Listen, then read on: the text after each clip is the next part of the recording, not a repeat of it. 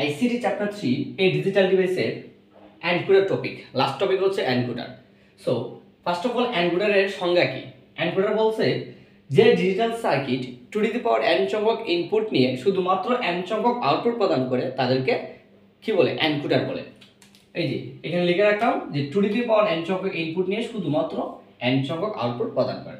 অর্থাৎ এনকোডারের ক্ষেত্রে ইনপুট সংখ্যা বেশি হবে, আউটপুট সংখ্যা কম হবে। আর ডিকোডারের ক্ষেত্রে ইনপুট কম, আউটপুট কি বেশি। তাহলে যেহেতু encoder two the power n সংখ্যক নিয়ে কাজ করবে, শুধুমাত্র কি n সংখ্যক আউটপুট প্রদান করবে। ধরো এখানে 12 এর পাওয়ার 2, তাহলে n কত? 2, তাহলে 4 2 4 2। তাহলে এখানে ইনপুট বেশি, আউটপুট কি কম। ইনপুট বেশি, আউটপুট কম, দ্যাট মিন্স এটাকে একটা এনকোডার। আর ওই এনকোডারে আমরা ডায়াগ্রাম অঙ্কন করব।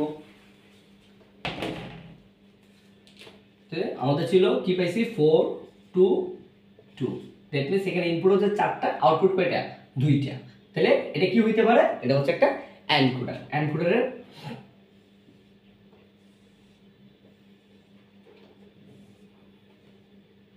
এক দুই তিন চার, 1 2, এদিকে 4টা, দ্যাট মিন্স ইনপুট কয়টা? 4টা, আউটপুট কয়টা? 2টা। সেটা ছিল এনকোডার। এখন এই এনকোডারে আমরা বর্তনী আর হচ্ছে শতক সারণী অঙ্কন করব। শতক সারণী অঙ্কন করে ফার্স্ট অফ অল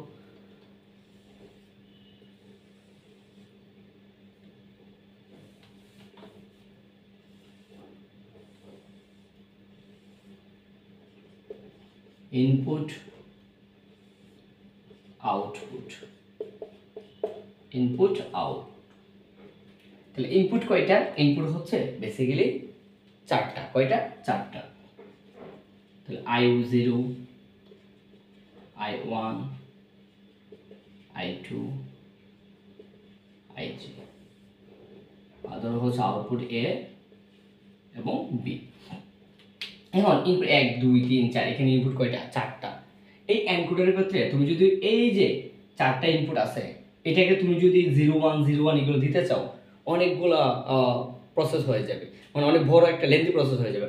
ওই জন্য তুমি কি করবা? কি টেকনিক্যালি এই যে আউটপুটটা আছে না, এনকোডারের ক্ষেত্রে যে আউটপুট থাকবে, ওই আউটপুটকে তুমি ইনপুট হিসেবে কাজ করবা। তাহলে ইনপুট হিসেবে কাজ করলে দেখো এখানে দুইটা 0 1 0 1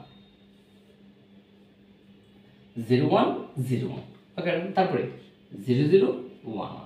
এখন তুমি কি কাজ করবা? এই যে I0 এটা বরাবর 1, দ্বিতীয়টা এটা 1, তৃতীয়টা তৃতীয় নম্বরে, চতুর্থ নাম্বার করে কোনাকুনি 1 দিয়ে দিবা।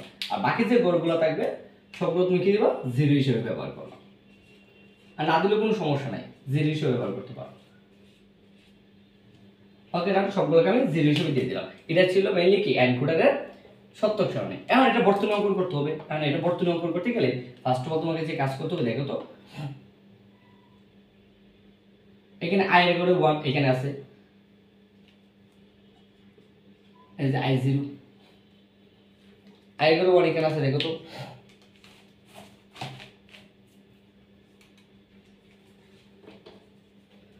তাহলে এটা ছিল কি? A, output A।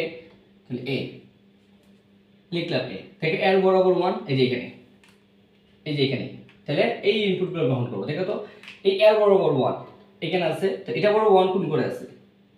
এটা বরাবর হচ্ছে I2 তে আছে, এই যে 2 তে আছে। তাহলে I2 আর আছে এই যে আরেকটা 1 আছে, তাই কি দেব? প্লাস দেব। এটা বরাবর কোথায়? এই যে I3 তে আছে, I3 শেষ, এর কাজ শেষ। তারপর কি আছে? B, এই যে B এর বরাবর 1 কোথায় আছে? এই ঘরে বরাবর 1 আছে কোথায়? এই যে এখানে I1 এ আছে। তাহলে I1 প্লাস এই যে এখানে 1 আছে, তো এটা বরাবর 1 কোন করে আছে? এই যে এই ঘরে আছে শুধুমাত্র, এই যে এই ঘরে। এটা কার ঘর? I3 এর ঘর, I3। ওকে, এখন আমরা এটা কি অঙ্কন করব? লজিক সাইড অঙ্কন করব, বর্তনী অঙ্কন করব।